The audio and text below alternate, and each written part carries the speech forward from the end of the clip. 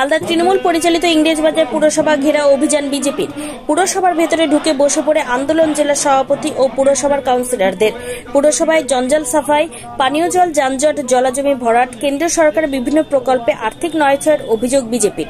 জঞ্জাল কর বসানো নিয়েও ক্ষোভ পুরসভার বিরোধী দলনেতা অম্লান ভাদুরীর। পুরসভার উন্নয়নের কাজে স্বজন পোষণ করা হচ্ছে বলে অভিযোগ। পুরসভার বিরোধী কাউন্সিলরদের মর্যাদা দেওয়া হচ্ছে না, এমনই দাবি আন্দোলনকারীদের।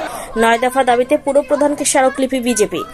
যদিও বিজেপির কর্মসূচি রাজনৈতিক উদ্দেশ্য প্রণোদিত এবং লোক দেখানো, উন্নয়নের কাজে সমান অর্থ বরাদ্দ হয় দাবি ইংরেজবাজারের তৃণমূল পুরপ্রধান কৃষ্ণেন্দু নারায়ণ চৌধুরীর। পাল্টা বিজেপিকে গ্যাসের দাম বৃদ্ধি নিয়ে আন্দোলনের পরামর্শ তৃণমূল পুরপ্রধানের। দীর্ঘদিন ধরে ইংরেজবাজার পৌরসভা একটা দুর্নীতি পৌরসভা এবং স্বৈরতান্ত্রিক পৌরসভা চলছে। ভেতরে আমাদের কাউন্সিলরদেরকে হ্যারাস করা চলছে।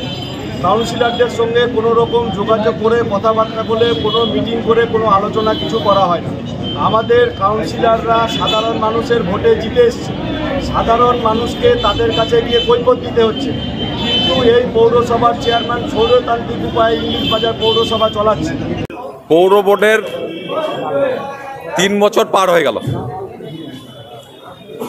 কিন্তু আজ পর্যন্ত ইংরেজবাজার শহরের নাগরিকদের যে পরিষেবাগুলো পাওয়া দরকার, পরিশুদ্ধ পানীয় জল, শহর জঞ্জালমুক্ত, শহরে বিভিন্ন জায়গায় যে মাটি ভরাট হচ্ছে ইল্লিগাল, সেগুলো বন্ধ হওয়া, যানজটমুক্ত শহর,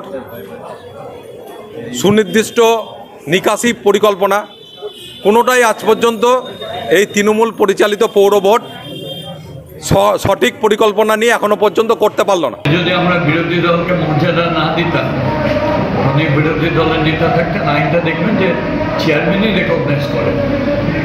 সেকেন্ড, প্রত্যেকটা মিটিংয়ে ওনারকে মর্যাদা দিয়ে কথা শুনিয়ে কাজ করা হয়। আমার ওয়ার্ডে যা ফান্ড আছে, ওনার ওয়ার্ডেও তাই ফান্ড আছে। অতীতে উনি তো আমাদের দলে ছিলেন, তখন তো পিডব্লিউডির দপ্তরের দায়িত্বে ছিলেন, কাজ করেছেন।